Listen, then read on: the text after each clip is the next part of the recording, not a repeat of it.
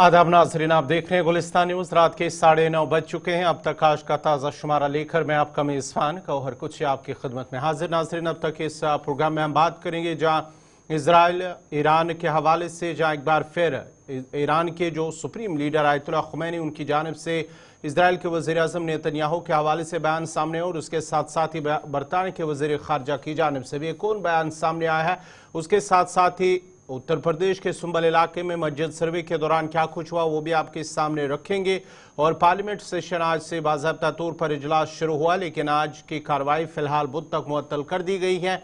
उस हवाले से बात करेंगे और साथ ही साथ जम्मू कश्मीर और कटरा के अंदर भी एहतजाजी मुजाहरे और मुजाहरे के दौरान झड़पें भी हुई है। लेकिन सबसे पहले बात ईरान के सुप्रीम लीडर आयतुल्लाह खुमैनी का कहना है कि इजरायली वज़ीर-ए-आज़म नेतन्याहू की गिरफ्तारी नहीं, मौत की सजा का हुक्म देना चाहिए। आपको बताते चले कि हाल ही में जो आलमी अदालत की जानिब से आलमी फौजदारी अदालत के फैसले पर तबसरा करते हुए ईरान के सुप्रीम लीडर आयतुल्लाह खुमैनी का कहना है कि लोगों के इज्तिमा गैर अस्पतालों पर बम मारना फतह नहीं, जंगी जराइम है।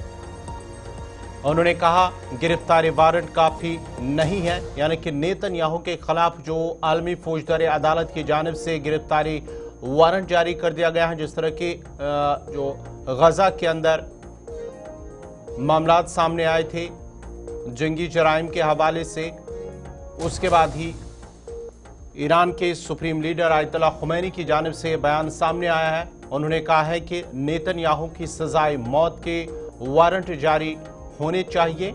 आयतुल्लाह खुमैनी ने कहा है कि गजा लेबनान में दुश्मन की जीत नहीं हुई, दुश्मन गजा और लेबनान में कभी नहीं जीत सकेगा। आपको बताते चले कि दूसरी तरफ से आलमी फौजदारी अदालत की जानिब से जो इजरायली वज़ीर-ए-आज़म नेतन्याहू की गिरफ्तारी के हुक्म जारी करने पर बरतानिया का कहना है कि नेतन्याहू बरतानिया आए तो आलमी अदालत के जारी वारंट की पैरवी की जाएगी। इस हवाले से बरतानिया के वज़ीर ख़ारजा ने कहा कि नेतन्याहू के बरतानिया आने पर अदालती फैसले की पैरवी और इस पर मुनासिब कार्रवाई करेंगे। बरतानवी वज़ीर ख़ारजा डेविड लेमी ने कहा है कि बरतानिया हमेशा बैनुल-अक़वामी कानून और आलमी इंसानी कानून का पाबंद रहा है। वाज़ेह है कि आलमी फौजदारी अदालत ने गुज़िश्ता हफ्ते गजा में जंगी जराइम पर नेतन्याहू के खिलाफ वारंट गिरफ्तारी जारी किए। इस सिलसिले में ईरान के सुप्रीम लीडर आयतुल्लाह खुमैनी ने भी इस पर तबसरा किया है और कहा है कि नेतन्याहू के खिलाफ गिरफ्तारी नहीं बल्कि सजाए मौत की वारंट होनी चाहिए। और उसके साथ साथ ही उन्होंने कहा है कि लोगों के इज्तिमा घरों अस्पतालों पर बम मारना फतह नहीं बल्कि जंगी जराइम है। उसके साथ साथ ही उन्होंने कहा कि गिरफ्तारी वारंट काफी नहीं, नेतन्याहू की सजाए मौत के वारंट जारी होने चाहिए। दूसरी तरफ से बरतानिया की जानिब से भी एक बयान सामने आया है जहां उन्होंने कहा है कि नेतन्याहू बरतानिया आए तो आलमी अदालत के जारी वारंट की पैरवी की जाएगी। बरतानिया के वज़ीर ख़ारजा ने कहा कि नेतन्याहू के बरतानिया आने पर आलमी अदालती फैसले की पैरवी और इस पर मुनासिब कार्रवाई की जाएगी।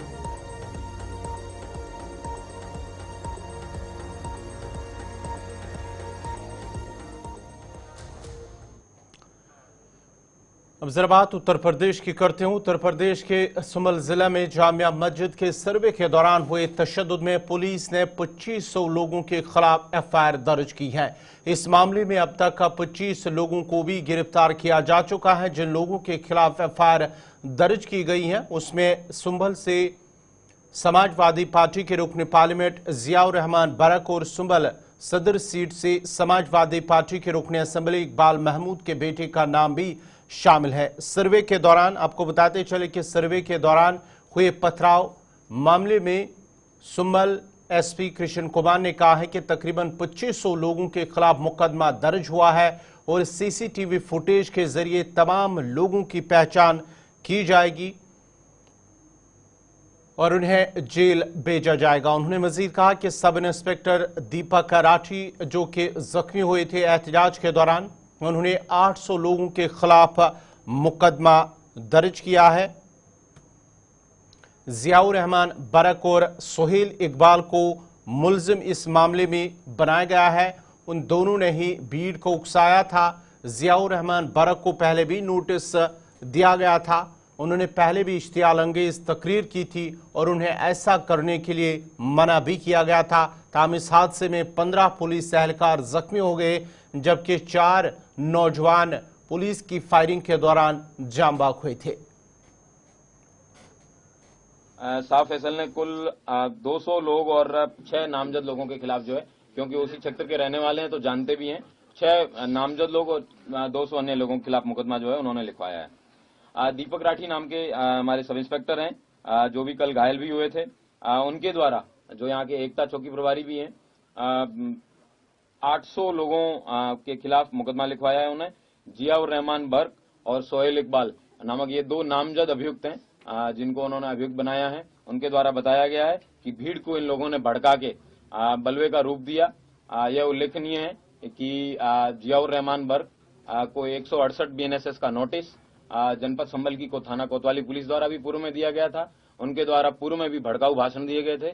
उस भड़काऊ भाषण के दौरान उनको बताया गया था कि आप इस तरीके के भाषण ना दें, इनसे बाज आएं, लेकिन उन्होंने उसके बाद भी भीड़ को उकसाने के लिए और जामा मस्जिद की हिफाजत, कोर्ट एंड अनकोर्ट, इस स्टेटमेंट के साथ में लोगों को मोबिलाइज करने का प्रयास किया। उसी मोबिलाइजेशन का कारण था कि जो कल जो आपने भीड़ देखी, एकाएक 8:45 पे लोग इकट्ठे हुए और उन लोगों ने इस तरीके की घटना को अंजाम दिया, जिसमें 15 पुलिसकर्मी जो है वो घायल हुए थे और 4 अधिकारी जो है उसमें घायल हुए थे।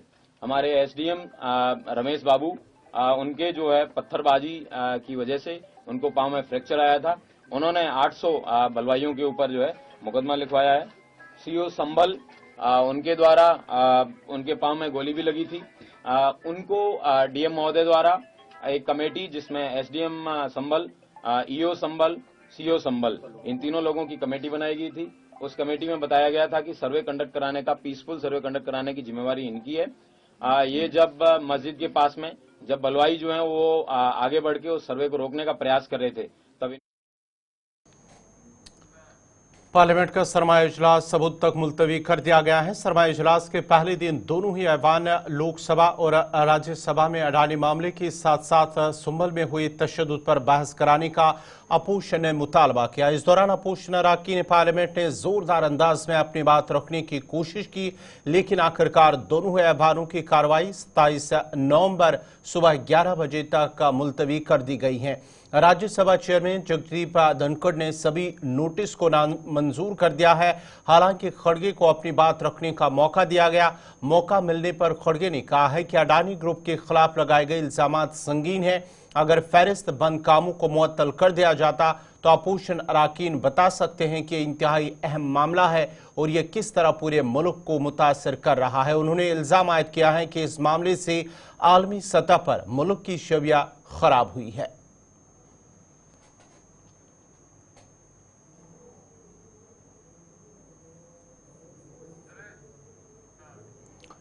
जिला रियासी के कटरा बेस कैंप में वैष्णो देवी श्राइन के रास्ते पर रोपवे प्रोजेक्ट के खिलाफ दुकानदारों और मजदूरों ने मंसूबे के खिलाफ एहतजाज किया है, जिस दौरान एहतजाजी लोगों और पुलिस के दरमियान झड़पें भी हुई और एहतजाजी दुकानदारों ने पुलिस पर पथराव किया है, जिसमें एक पुलिस एहलकार मुजाहिरीन के हाथों जख्मी भी हुआ है। मुजाहिरीन ने CRPF की गाड़ी पर पथराव किया और उसका शीशा तोड़ दिया। ताहम पुलिस ने सब्र और तहम्मुल का मुजाहरा किया है।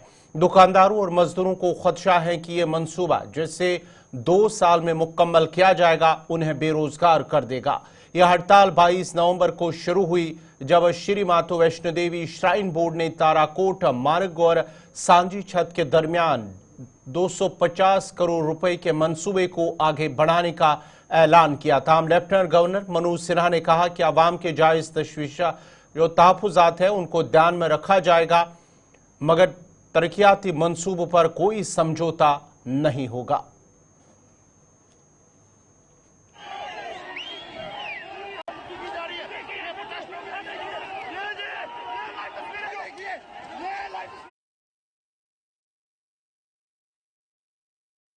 से एक और हुक्मनामा जारी कर दिया। इस बार हुकूमत की जानिब से अफसरान और एहलकारों को खबरदार रहने के हवाले से कहा गया। हुकूमत ने अफसरान और एहलकारों से कहा कि वो सरकारी मवासलात की हिफाजत और राजदारी को यकीनी बनाए हैं और इस बात की निशानदेही करते कि थर्ड पार्टी टूल्स के इस्तेमाल के बढ़ते हुए रुझान से बातचीत की जाने वाली मालूमात की सालमियत और सलामती को अहम खतरात लाहक है। फिलहाल इंतजामिया का कहना है कि अफसरों और एहलकारों में थर्ड पार्टी टूल जैसे कि व्हाट्सएप, जीमेल और इसी तरह के दीगर प्लेटफॉर्मों को हसास या खुफिया मालूमात की तरसील के लिए इस्तेमाल करने का रुझान बढ़ रहा है और ये प्रैक्टिस उन मालूमात की सालमियत और सलामती के लिए अहम खतरात का बायस बनती है। और जो बातचीत की जा रही है उसमें कहा गया है कि खुफिया मालूमात की खिलाफ वर्जी और लीक सरकारी मवासलात के लिए दरकार सख्त मयारात पर पूरा नहीं उतरते। इसी तरह के नतीजे में टूल्स के इस्तेमाल के नतीजे में सिक्योरिटी की शदीद खिलाफ वर्जियां हो सकती हैं जो कि हुकूमती कार्रवाइयों की सालमियत को खतरे में डाल सकती है। अहमियत पर जोर देने और सरकारी मवासलात को संभालने के लिए कायम करदा प्रोटोकॉल की पाबंदी के लिए खास तौर पर हसास खुफिया या खुफिया नवीयत की हुकूमत ने जम्मू कश्मीर के अफसरान और एहलकारों के लिए रहनुमा खतूत भी जारी किए हैं और इन्हें 4 जुमरों के तहत आता है, यानी कि टॉप सीक्रेट, सीक्रेट, कॉन्फिडेंशियल और रेस्ट्रिक्टेड। इसमें कहा गया है कि टॉप सीक्रेट और सीक्रेट दस्तावेज को इंटरनेट पर शेयर नहीं किया जाएगा और टॉप सीक्रेट और सीक्रेट मालूमात सिर्फ एक बंद नेटवर्क में लीज्ड लाइन कनेक्टिविटी के साथ ही शेयर की जाएगी, जहां SAG ग्रेड एनक्रिप्शन मैकेनिज्म तैनात होगा। ताम खुफिया और महदूद मालूमात को इंटरनेट पर ऐसे नेटवर्क के जरिए शेयर किया जा सकता है। ये बाज़ाब्ता तौर पर हुक्मनामा जारी कर दिया गया है कि फिलहाल जो भी कोई मालूमात होगी उससे व्हाट्सएप, जीमेल या दीगर जो सोशल मीडिया प्लेटफॉर्म्स है उस पर शेयर ना की जाए।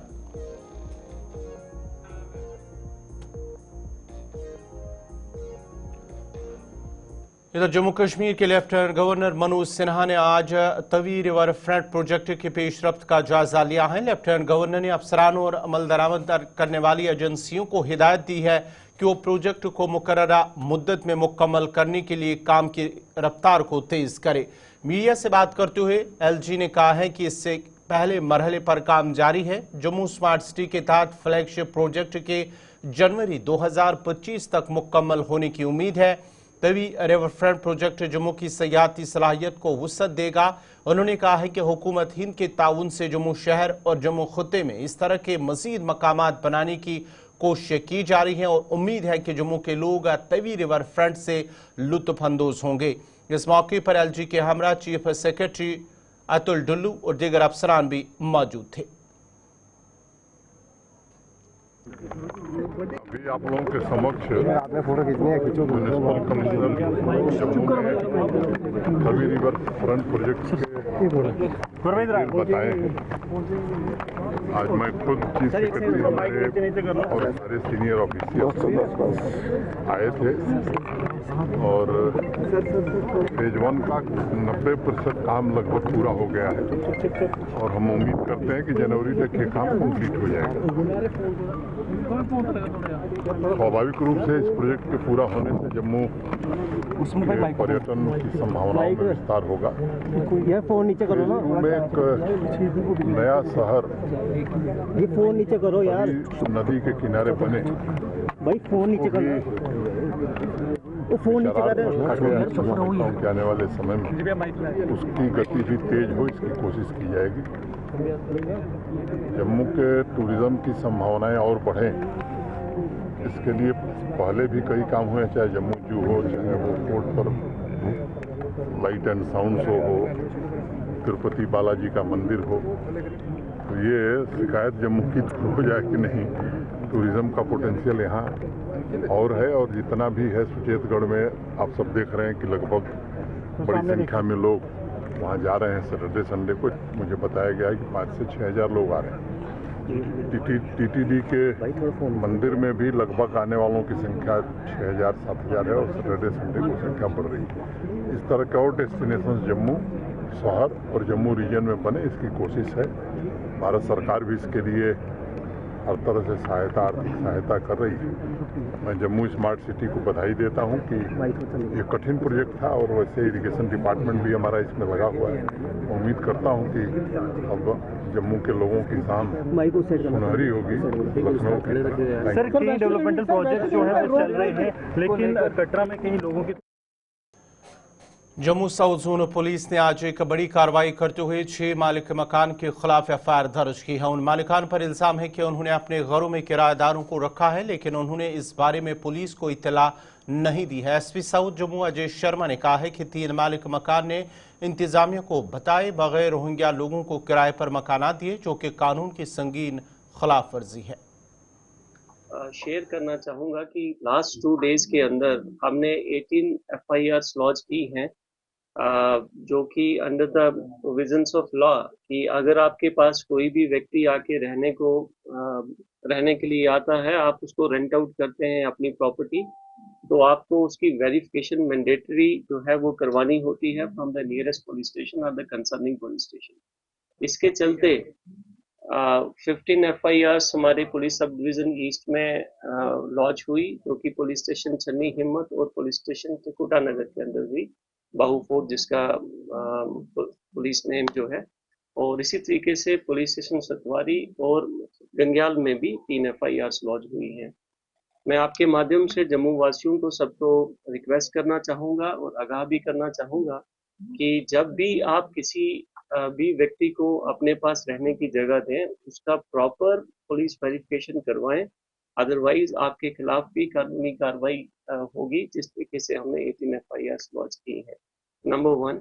नंबर 2, जो भी छोटी मोटी शहर के अंदर वारदात होती हैं, जिसके अंदर चोरी हो गया या और कोई इस तरीके के हीनियस क्राइम्स होते हैं, ये पुलिस रिकॉर्ड्स के हिसाब से ये पाया गया है कि ऐसे लोग क्राइम को अंजाम देने के बाद उस जगह को छोड़ देते हैं, और जब हम उस मकान मालिक के पास पहुंचते हैं तो उनके पास कोई भी उनका प्रॉपर रिकॉर्ड नहीं होता।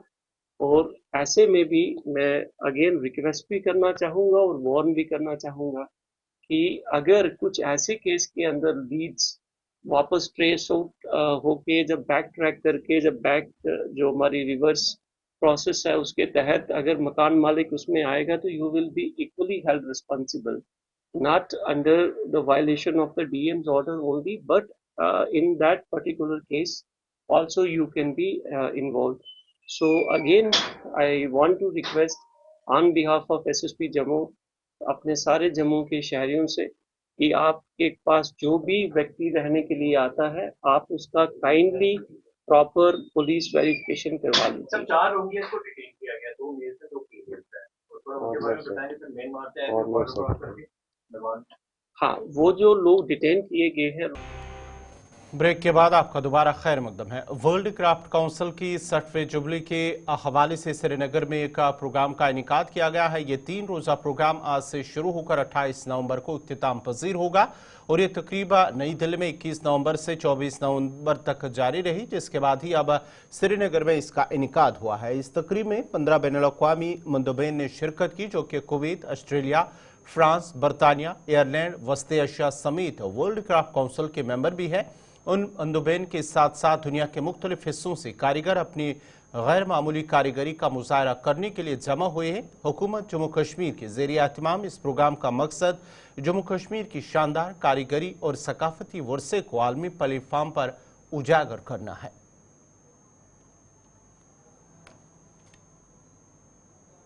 ये जो आज का प्रोग्राम है, यहाँ पे वर्ल्ड क्राफ्ट काउंसिल के जो डेलीगेट्स हैं वो आए हुए हैं। ये 3 दिन का प्रोग्राम है। आज पहला दिन है इसका और इसके बाद 2 दिन SKICC में प्रोग्राम रहेगा। मकसद हमारा यही है कि श्रीनगर को वर्ल्ड क्राफ्ट सिटी का दर्जा दिया गया और उसके साथ साथ वर्ल्ड क्राफ्ट काउंसिल के जो 60 साल कंप्लीट हो रहे हैं, तो उसकी सेलिब्रेशंस इंडिया में हुई। पहला लेग इसका दिल्ली में हुआ, उसके बाद दूसरा इसका जो फेज़ है श्रीनगर में स्टार्ट हो रहा है। इसके अलावा डेलीगेट्स जो इनके चैप्टर चेयरमैन हैं, उसके अलावा कोई 19 कंट्रीज़ के आर्टिजन्स आए हुए हैं। हमारा क्राफ्ट काफ़ी मुतासिर हुआ है सेंट्रल एशिया के क्राफ्ट से, और आज के डेट में हम ये चाहते हैं कि ये एक्सचेंज प्रोग्राम और स्ट्रक्चर हो, तो इसीलिए हमने सेंट्रल एशिया से, ईरान से आर्टिजन्स लाए हैं। और ये क्राफ्ट बाज़ार हमारा SKICC में 2 दिन का रहेगा, जिसमें हमारे लोकल आर्टिजन्स, नेशनल आर्टिजन्स और इंटरनेशनल आर्टिजन्स एक स्पेस में अपना टैलेंट, आर्ट शोकेस करेंगे।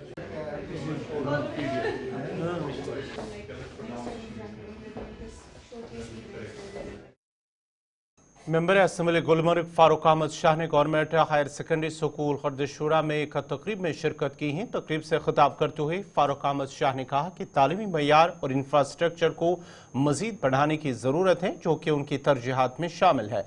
तकरीब के मौके पर फारूक अहमद शाह ने मुख्तलिफ इम्तिहानात में पोजीशन हासिल करने वाले तालिब इल्मों को एजाज से भी नवाजा है। तकरीब में तालिब इल्मों के अलावा मुख्तलिफ शख्सियात ने भी इस प्रोग्राम में शिरकत की थी।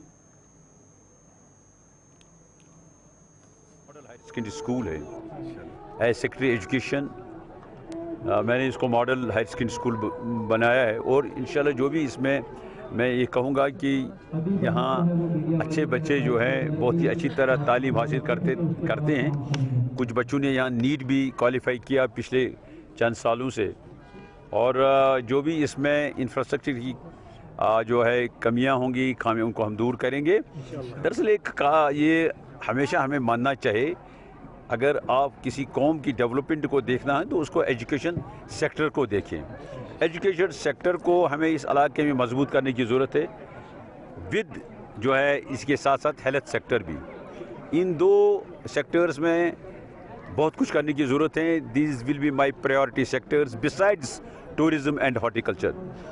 मेरा ये इंशाल्लाह जो है मानना है कि अगर हमारा एजुकेशन सेक्टर मजबूत हो तो कोई स्काई इज़ द लिमिट। इस इलाके में ह्यूज टैलेंट हैं, इस इलाके से काफ़ी ऑफिसर्स भी बने हैं, काफ़ी इंजीनियर्स भी बने हैं, और इंशाल्लाह हमारी कोशिश होगी कि जो भी तालीमी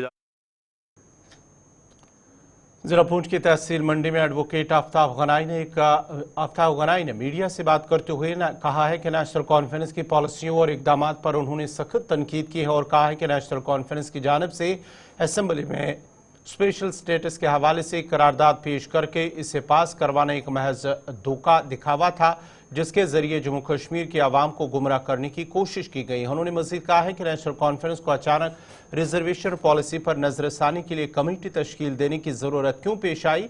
उन्होंने कहा कि राजौरी और पूंछ के आवाम के हुकूक पर हमला किया जा रहा है, और अगर रिजर्वेशन को खत्म करने या कम करने की कोई कोशिश की गई है तो आवाम बड़े पैमाने पर एहतजाज करेगी। 370 के नाम पे एक रेजोल्यूशन पास कर दिया। देखिए, रेजोल्यूशन सिर्फ एक दिखावा है लोगों के लिए। रेजोल्यूशन पास किया, वो गवर्नर साहब के पास पड़ा है, गवर्नर साहब ने उसको दिल्ली भी भेजा, लेकिन उससे ज़्यादा कुछ होगा नहीं, क्योंकि वो पार्लियामेंट ने करना है, और पार्लियामेंट में जो है नेशनल कॉन्फ्रेंस की सिर्फ 2 ही सीटें हैं। लोगों को पूरी तरीके से जो है गुमराह किया गया। अब सितम ज़रीफ़ी नेशनल कॉन्फ्रेंस की और मौजूदा सरकार की ये है कि बड़ी मुद्दतों के बाद, देखें, हमारी 70 साल लड़ाई थी ये रिजर्वेशन की, जो शेड्यूल ट्राइब का स्टेटस पहाड़ियों को मिला है। बड़ी लड़ाई की हमने पिछले कई सालों से, हमारी जनरेशन इस चक्कर में ख़त्म हो गई। मैं बीजेपी सरकार का शुक्रिया अदा करता हूं कि उन्होंने 10% रिजर्वेशन जो है पहाड़ियों को दी, और उन्होंने उस वक्त वादा किया था होम मिनिस्टर साहब ने कि पहाड़ियों को रिजर्वेशन दी जाएगी, लेकिन गुजर बकरवालों की रिजर्वेशन के साथ छेड़ा नहीं जाएगा। उसकी भी 10% जो है वो इंटैक्ट रखी। मुझे लगता है ये जो कश्मीरी बेस्ड लीडर्स हैं हमारे, इनको शायद यहाँ राजौरी पूंछ के लोगों की तरक्की जो है वो बर्दाश्त नहीं है। ये कश्मीरी बेस्ड लीडरशिप नहीं चाहते कि हमारे बच्चे भी जो है KS ऑफिसर बने, IAS ऑफिसर बने, जिंदगी में तरक्की करें, अपने बाल बच्चों को अच्छे से पढ़ा सके। अब अगरुल्ला साहब जो कश्मीर के मेंबर ऑफ पार्लियामेंट है, अब मुझे नहीं समझ आया उमर अब्दुल्ला साहब को क्या डर है अगरुल्ला साहब का। उनके कहने पे उमर अब्दुल्ला साहब ने जो है कमेटी बनाई है, जिसमें मैडम सकीना इतू हैं, जावेद राणा साहब हैं और सतीश शर्मा साहब हैं। उसको हेड जो है सकीना इतू मैडम कर रही हैं। उसमें कैटेगोरिकली उमर अब्दुल्ला साहब ने कहा है कि रिजर्वेशन पॉलिसी को जो है रीलुक किया जाएगा, या तो उसको कम किया जाएगा या हटाया जाएगा। मुझे नहीं समझ में आया कि इसकी जरूरत उमर अब्दुल्ला साहब को क्यों पड़ी, लेकिन मुझे एक बात समझ में आती है। जीएमसी डोडा में आने वाले तीमारदारों और मरीजों ने अस्पताल इंतजामिया के खिलाफ नाराजगी का इजहार करते हुए कहा कि अस्पताल के इर्द गिर्द साफ सफाई का फुकदान है। उन्होंने कहा है कि ओपीडी के साथ जहां पीने के पानी के लिए कूलर रखा गया है, लेकिन कूलर के इर्द गिर्द बहुत सारा कचरा जमा हुआ है, जिससे ड्रेन ब्लॉक हुई, जिससे इब्जान सेहत के मसाइल में इजाफा हो रहा है। और इसके अलावा पानी से पैदा होने वाली बीमारियां, जिनमें डेंगू, वो भी फैल रही है। लोगों ने इंतजामिया और डोडा अस्पताल इंतजामिया से अपील की है कि इस मामले पर गौर किया जाए ताकि मरीजों और तीमारदारों को मजीद मुश्किलात का सामना न करना पड़े। हाँ, ऐसे किसी पेशेंट को देखने आया था, लेकिन बड़े अफसोस की बात है जहाँ ये पानी पेशेंट वगैरह अंदर अस्पताल के लिए एंट्री होती है ओपीडी के पीछे, तो इसकी नाली जो पूरी है वो पूरी भरी हुई है, बोतलें पड़ी हैं, कचरा पड़ा है, कांच पड़ा है, बाकी जो भी जितनी गंद यहाँ अस्पताल से मतलब पेशेंट वगैरह जो उठाते हैं बाहर लाते हैं तो वो इस नाली में डालते हैं। यहाँ का मैनेजमेंट सिस्टम कोई ठीक नहीं है। मैं तो से अपील करना चाहता हूँ कि कम से कम ये ड्रेनेज साफ़ की जाए ताकि यहाँ आपके पास अब पूरा स्टाफ है, स्टाफ की कोई कमी नहीं है आपके पास। कितना बड़ा फेलियर आप मानते हैं यहाँ? ये बहुत बड़ा फेलियर है। यहाँ तो लोग मतलब अपनी मतलब वो क्या कहते हैं सेहत को तंदुरुस्त करने के लिए और साथ में अपना ट्रीटमेंट करने आते हैं, लेकिन ट्रीटमेंट के बदले मैं सोचता हूँ कि यहाँ से बीमार होकर जाते हैं। बड़े अफसोस की बात है। डिस्ट्रिक्ट हॉस्पिटल है, यहाँ कोई पूछताछ नहीं है, कोई ऐसी पार्किंग का कोई सिस्टम नहीं है। जिसको जहाँ मर्जी है वहाँ गाड़ी खड़ी कर लेता है, जिसको जहाँ गंद फेंकनी होती है गंद फेंक लेता है। बड़े अफसोस की बात है। मैं डीसी साहब से भी रिक्वेस्ट करता हूँ कि आप भी यहाँ पर आकर इसका विजिट करें और देखें ये कि क्या हालत है। पेशेंटों को काफ़ी प्रॉब्लम बन रही है, बीमार हो मतलब इलाज करने के बजाय वो बीमार हो रहे हैं, तो इस पर बड़ी अफसोस की बात है। हम तो पानी की फैसिलिटीज़ देख रहे हैं, हमारे बिल्कुल बहुत कम है यहाँ पे। पेशेंट अगर कोई पानी पीने आएगा तो ज़्यादा एक्स्ट्रा ही बीमार हो जाएगा। ये नहीं कि दवाइयाँ खा के भी, और वही हाल यहाँ पे इतनी गंदगी है, बदबू आ रही है, छींटें पड़ रही हैं, मगर इसका कोई यहाँ पे सफाई का कुछ नहीं है। क्या लगता है आपको कब ये सफाई की गई होगी? इसका मुझे लग रहा है कम महीना तो हुआ ही होगा, और कुछ यहाँ पे सफाई का ना है, ना कर रहे हैं, ना कुछ। एडमिनिस्ट्रेशन को क्या अपील करेंगे? मैं चाहता हूँ कि एडमिनिस्ट्रेशन ये अपील की जाती है कि सफाई को जल्द से जल्द करें ताकि पेशेंट को पानी पीने आए हैं कोई भी। SSP traffic city Muzaffar Ahmad Shah की जानिब से आज श्रीनगर में एक प्रोग्राम का इनेकाद किया गया है, जिसमें वालिदैन ने शिरकत की और SSP traffic city Muzaffar Shah की जानिब से उन्हें ट्रैफिक कवानीन और कम उम्र बच्चों को गाड़ी या टू व्हीलर न देने की तलकीन की गई और उनसे अपील की गई है कि वो अपने बच्चों का खास ख्याल रखें और उन्हें कम उम्र में टू व्हीलर और फोर व्हीलर देने से गुरेज किया जाए। पहली बार हम पेरेंट्स को बुला नहीं रहे हैं। This is a normal feature हमारे पास। हम पेरेंट्स को बुलाते रहे हैं और उनको यही इस बात की हम ना कांस्टेंट यहाँ पे काउंसलिंग करते हैं कि ये जो आप बच्चों को एक्सेस देते हैं ये नहीं दें। So this has been happening over a period of time. अब इसमें जो पिछले कुछ टाइम से मैं देख रहा हूँ कि जिस तरीके से इसमें जो मीडिया हमारा इसको वाइड पब्लिसिटी दे रहा है, तो सडनली लोगों को लग रहा है कि पहली बार इस तरीके से कुछ इनिशिएटिव हम ले रहे हैं। लेकिन मैं आपको बता दूं ये कांस्टेंट एंडेवर हमारा रहा है और हम कॉन्स्टेंटली ऐसे पेरेंट्स को यहाँ पे बुलाते हैं जो एक्सेस देते हैं माइनर्स को। तो कोशिश रही है हमेशा कि सोसाइटी में एक थोड़ी सी चेंज लाए, जहाँ पे जो डिफरेंट स्टेक होल्डर्स है वो अपना काम और जो फर्ज है उनका वो निभाए। आज हमने डिसाइड किया कि आज हम आपको भी बताएं कि वाकई ऐसा हो रहा है कि अगर ना लोग कह रहे हैं कि ये चीज़ नहीं हो रही है, but at least let them know कि वाकई ये हो रहा है और हम ये कर रहे हैं। और अनफॉर्चुनेटली जो पेरेंट्स ये एक्सेस दे रहे हैं कि आपके सामने ये पेरेंट्स, आप खुद भी उनसे बात कर सकते हैं कि ये एक्सेस क्यों देते हैं। हमारा जो है इनिशिएटिव ये कंटिन्यूस रहेगा। अगर सोसाइटी सपोर्ट देगी ये ऑटोमेटिकली बंद हो जाएगा।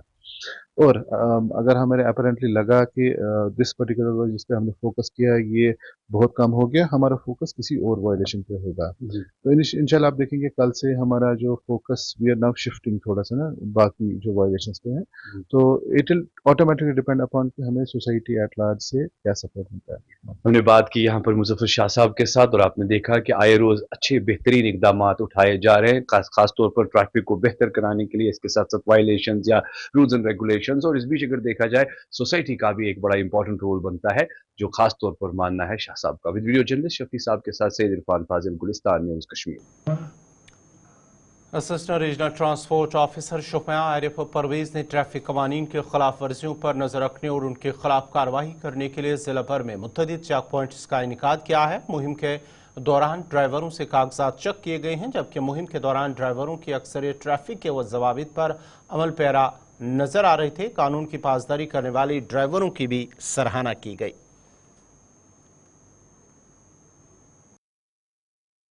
क्या बदलाव मिल रहा है और बड़ा पॉजिटिव रेस्पॉन्स मिल रहा है। हमारे डी साहब ने भी हमें हिदायत दी है, हमारे ट्रांसपोर्ट कमिश्नर ने भी हमें हिदायत दी कि आप रोड पे देखिए, रोड सेफ्टी के बारे में आप लोगों को अवेयर कीजिए ताकि रोड के एक्सीडेंट्स कम हो जाए। और हाल में ही आपने देखा एक ऑर्डर इशू हुआ था डिस्ट्रिक्ट एडमिनिस्ट्रेशन से कि no helmet no petrol, no licence no petrol, no petrol to minors. इससे भी बड़ा एक अच्छा इम्पैक्ट पड़ा है। ऑन रोड आप देखिए कोई माइनर दिखाई नहीं दे रहा है, तो अच्छा इम्पैक्ट पड़ा है। और जो मैसेज लोगों ने आज खुद दे दी यहाँ पे, जिनको हमने यहाँ पे गाड़ियाँ रोकी, आपने खुद देखा मैक्सिमम लोगों को सीट बेल्ट लगा के थे। They are following the rules and regulations of motor vehicle act. और जो भी हमने परसों से आप लोगों ने भी मेहनत की, पूरे एडमिनिस्ट्रेशन ने, हमारे जो भी police traffic police on road है, उसका अच्छा सा रिस्पॉन्स मिला। ये कंटिन्यूस है। अब थोड़ा इन दिनों में हमने थोड़ा इसको ज़्यादा ही इसमें टाइम रेगुलरली टाइम दे दिया। जैसे हमारा रूटीन आपके माध्यम से हम प्रोग्राम करते रहते हैं, आप उसको फॉरवर्ड करते रहिए। हमारा एक ही दिन का ये प्रोग्राम नहीं है कि आज हमने किया तो कल नहीं किया, ये तो कंटिन्यू रहता है। 1-2 घंटा every day we spend for this job and we are very thankful to media federation. खुद पीर पंचाल और सयाती मकाम पीर की गली कुदरती हुस्न से मालामाल है, ताहम हुकूमतों की अदम तवज्जो के बायस इस खूबसूरत जगह को सयाती नक्शे पर भी नहीं लाया गया है। हर बरस की तरह इस बरस भी हल्की बर्फबारी के बाद सयाहों की बड़ी तादाद पीर की गली पहुंच रही है। ताहम मोबाइल नेटवर्क और दीगर सहूलियात की अदम मौजूदगी की वजह से आने वाले लोगों, मकामी लोगों और सयाहों को बहुत सारी मुश्किलात का सामना करना पड़ रहा है। मुगल रोड जम्मू कश्मीर का एक तारीखी रास्ता जो राजौरी और पूंछ को वादी कश्मीर के साथ जोड़ता है, अपनी सकाफती और तारीखी अहमियत के लिए मशहूर है। इस शाहरा पर कई दिलकश सयाहती मकामात जिनमें दबजन, पीर की गली और इलाहाबाद सराय मौजूद हैं, जो सयाहों को अपनी तरफ रागिब करते हैं। लेकिन इस अहम रास्ते पर बुनियादी सहूलियात का फुकदान एक बड़ा मसला बनता जा रहा है।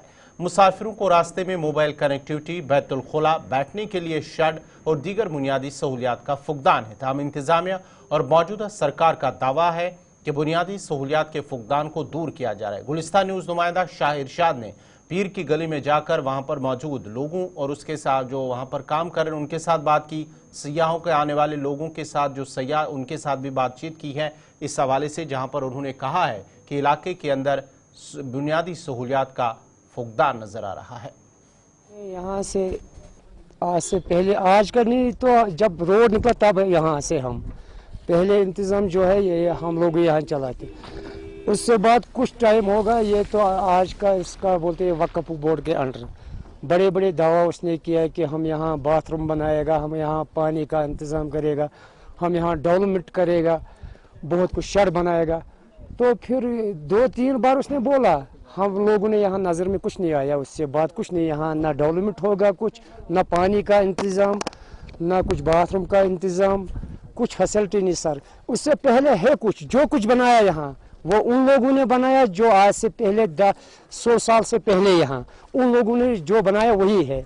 तो जो भी आज का यहाँ इंतज़ामी है, हमने कुछ नहीं देखा क्या बनाया क्या नहीं, कुछ नहीं, ऐसा ही जैसा है सर। सर कई बार बोला टूरिज्म जो अफसर है, कई बार वो आया यहाँ, उन लोगों ने बोला कि ये टूरिज्म के तहत हम यहाँ डेवलपमेंट करेगा, मगर बात एक है कि ये वाइल्ड लाइफ सेंचुरी है, इसमें अभी वो इशू नहीं होगा कि डेवलपमेंट की। तो फैसिलिटीज क्या क्या होनी चाहिए? फैसिलिटी हर कुछ, पहले नंबर यहाँ शहर होने सर, जहाँ मुसाफिर गुजर बकरवाल हर कोई लोग मुसाफिर यहाँ आते बैठने के लिए, तो जगह है नहीं यहाँ सर। अगर कभी बर्फ़ आते तो वो ऐसे ही बेचारा घूमते बर्फ़ में। शहर होना चाहिए, बाथरूम होना चाहिए, कुछ दुकानदारों के लिए कुछ शहर होना चाहिए सर, कुछ डेवलपमेंट होना चाहिए यहाँ। वो तो मोहम्मद अलियास से इधर फैसिलिटी है ही नहीं, कुछ भी नहीं। अगर इधर कहीं मुसाफिर 10 फंस जाएंगे, इधर ही मरेंगे, क्यों डूंगी मर्ग में क्वार्टर है, उधर तक पहुँचते पहुँचते वो सब मुसाफिर इधर तक। अगर जब ये झोपड़ियाँ भी नहीं होंगी तो फिर क्या करें? किसी वक्त भी बर्फ़ में कोई फंस जाता, हम इन झोपड़ियों में रखते। और हम गवर्नमेंट से हम दोनों डिस्ट्रिक्ट के डीसीओ से अपील करना चाहते हैं इधर कुछ न कुछ बनाए, और जितने भी सियाह यहाँ आते हैं बाहर के उनके लिए इंतजाम कुछ नहीं है, ना बाथरूम है ना कुछ, कोई किसी फोन का मतलब फोन अगर सर फोन इधर साइड से फोन तो चलता है सर, चलता है, हम नहीं चलता है, नहीं चलता। हम पुंछ के डीसी के बहुत शुक्रगुजार हैं यासीन साहब के, उन्होंने 2 टावर लगाए और डीसी शिपैया ने अब तक कदम नहीं उठाया, ना इधर कोई टावर लगाया ना कुछ लगाया, इधर बिल्कुल कोई फैसिलिटी नहीं है शिपैया की तरफ से। तो अभी क्या इंतजाम से क्या इंतजामिया से हम यही कहते हैं इधर क्वार्टर होने चाहिए, क्योंकि इधर लोग मुसाफिर फंस जाते हैं, किसी टाइम बर्फ़ में, किसी टाइम बर्फ़ होती है, स्लाइडिंग होती है, कुछ न कुछ होती है, रोड बंद हो जाती है। इसलिए इंतजामिया से हम यही अपील करना चाहते हैं, एलजी साहब से भी, उमर साहब से भी, इधर कुछ न कुछ बनना चाहिए, क्योंकि ये इधर लोग हर टाइम खतरे में रहते हैं, हर टाइम। जो टूरिस्ट होते हैं वो आते हैं इधर, और बहुत ही अच्छी जगह है ये, तो इधर इंतजाम होना चाहिए, कुछ ना कुछ होना चाहिए यहाँ पे, जैसे क्वार्टर होना चाहिए, क्वार्टर होना चाहिए, उसके बाद वॉशरूम होना चाहिए, क्योंकि हाँ, क्योंकि लेडीज जो आते हैं दूर दूर तक जाते हैं, यहाँ से पैदल जाते हैं, किसी को प्रॉब्लम भी होती है, तो इसलिए जो है गवर्नमेंट से ये अपील है कि कोई ना कुछ फैसिलिटी होनी चाहिए। पीर गली ये तो एक नेचुरली खूबसूरती है इस इलाके में, लेकिन डिस्ट्रिक्ट एडमिनिस्ट्रेशन, डिस्ट्रिक्ट पुंछ, तो इन्हें जिस चीज़ को देखना चाहिए थोड़ा सा, क्योंकि इसको थोड़ा और ध्यान, अगर ज़्यादा से ज़्यादा एक अच्छी सी पार्क होनी चाहिए,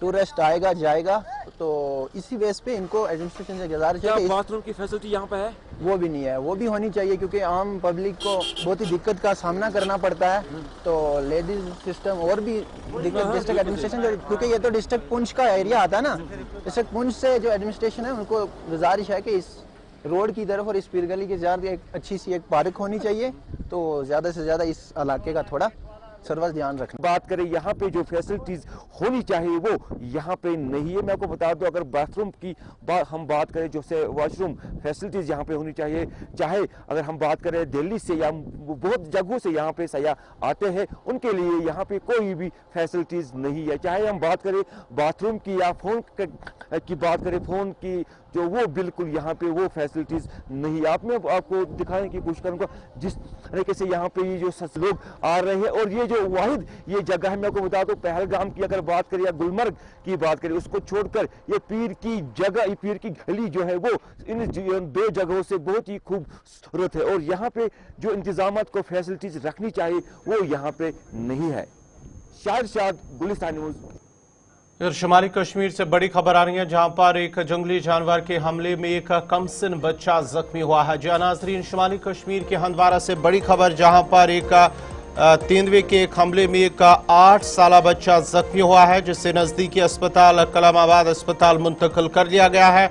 8 साला बच्चा जिसकी शिनाख्त अबरार शाहिद के बतौर हुई है, और 8 साला बच्चे को तेंदुए ने हमला किया है शाम देर गए अपने घर के बाहर, जिसके नतीजे में वो जख्मी हुआ है, और जख्मी हालत में उसे अस्पताल ले जाया गया है NTPSC कलामाबाद, और जहां पर डॉक्टरों ने उन्हें फिलहाल खतरे से बाहर करार दिया है।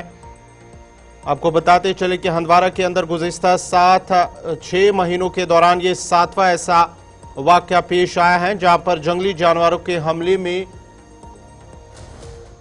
इंसानों पर जो हमला होता है, जिसके नतीजे में ये ऐसा 7वां हमला है, जिसके नतीजे में एक बच्चा, इस बार कमसिन बच्चा जख्मी हुआ है। ये तस्वीर आप देख सकते हैं, जिसके बाद ही जब ये वाक़या पेश आया तो MLA हंदवारा, जो मेंबर असेंबली हंदवारा, वो वहां पर पहुंचे हैं, जिसके बाद ही उन्होंने इस जख्मी कमसिन बच्चे की आदत की है, और उसके साथ साथ ही उन्होंने अस्पताल इंतज़ामिया को हिदायत दी है कि इसके इलाज में कोई कमी नहीं रहनी चाहिए, बेहतर इलाज इसे फराहम किया जाए। ताहम डॉक्टरों ने भी उसे खतरे से बाहर करार दिया है। आपको बताते चले कि हंदवारा के अंदर एक और ये वाक़या पेश आया है, जहां पर गुज़िश्ता 6 महीनों के दौरान ये 7वां ऐसा वाक़या है, जिसके नतीजे में आज इस 7वें हमले में, जंगली जानवरों के हमले में, ये बच्चा कमसिन बच्चा 8 साला जख्मी हुआ है। MLA लंगेट शेख खुर्शीद वहाँ पर पहुँचे कलामाबाद अस्पताल, और उसके साथ साथ ही उस बच्चे की कंडीशन क्या कुछ है, इस हवाले से उन्होंने तफसीलात जानने की कोशिश की और इसकी आदत की। उसके साथ साथ ही अस्पताल इंतजामिया डॉक्टरों को हिदायत दी कि उन्हें बेहतर इलाज मुआवजा फराहम किया जाए।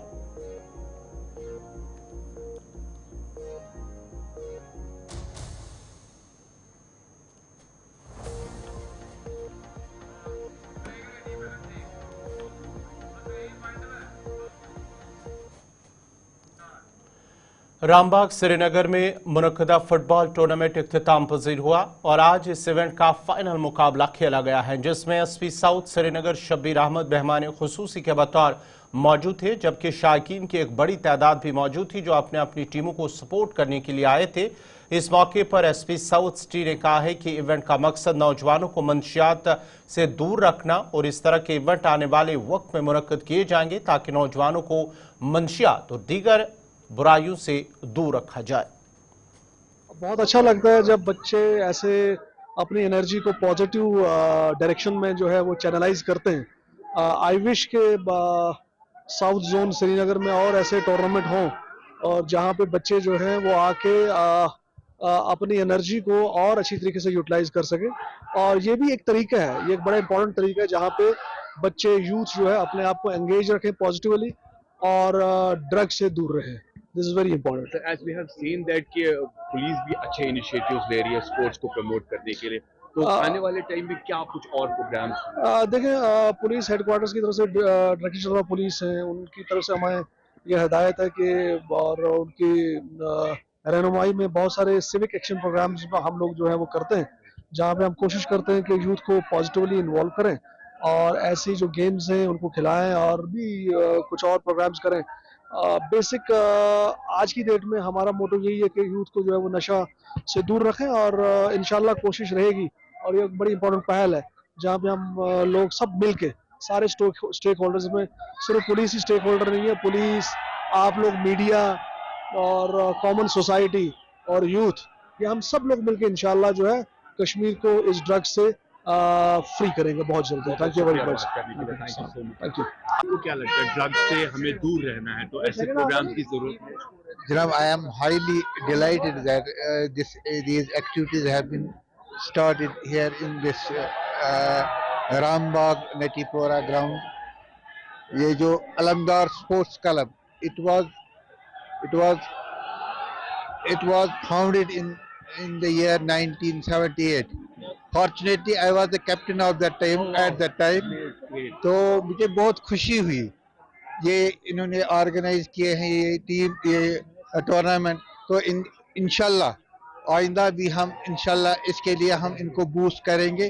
इनको जो भी हमारी तरफ से जो भी इमदाद चाहिए, we will provide these people for conducting these such activities, ताकि नाज़रीन, इसी के साथ ही अब तक आज का शुमारा इख्तिताम पज़ीर हुआ। चाहता है अपने मेज़बान गौहर कुचे को पूरी टीम के साथ इजाज़त दीजिए। अल्लाह हाफ़िज़।